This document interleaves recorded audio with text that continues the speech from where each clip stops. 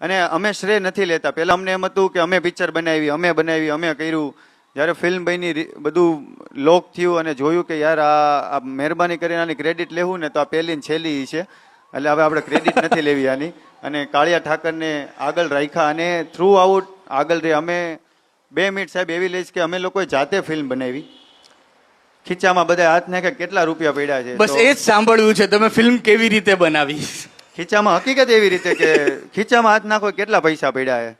તો મારા પાસે તો હાવ નહોતા, એટલે જેટલા મારા દોસ્તારો ભાઈબંધ મિત્રો છે એને કીધું કે થોડા ભગવાનની દયાથી બધાય સુખી લોકો છે, અને એ લોકોએ કીધું કે હાલને ભાઈ આ વખતે ફરવા જવાનું બંધ રાખીએ કે તને કંઈક આપીએ, તું કંઈક બનાવે એવું હોય, તું કેટલા ટાઈમથી કહેશો કે તારી ઉપર કંઈક રમ કરી નાખીએ. મોમે હમણાં શેર માર્કેટમાં એ કે કંઈ છે નહીં, તો તું કંઈક કર, તારી ઉપર રમી નાખી. હા, તો અમે લોકોએ બસ બહુ કે એવા ભાવ સાથે, અને તે ભગવાનને આગળ નહોતા રાખ્યા.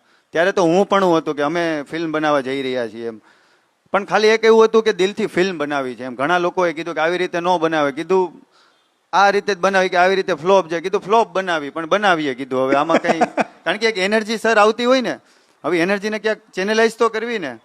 અને એક ફિલ્મ બનાવી, ફિલ્મ સરસ બની, એટલે બધું રેડી થઈ ગયું. પછી વિરલભાઈએ ફિલ્મ જોઈ. વિરલભાઈના શબ્દો હતા very well made, very well crafted, very well sorted. એટલે આમ ઘડીક એમ થઈ ગયું કે આ સાચું બોલે છે કે ખોટું છે આમાં કંઈ, કારણ કે કોઈ દિવસ જેમ કીધું એમ કોઈ વખાણ જ ન કર્યા હોય આપણને, અને સીધા આપણને એટલા વખાણ કરે.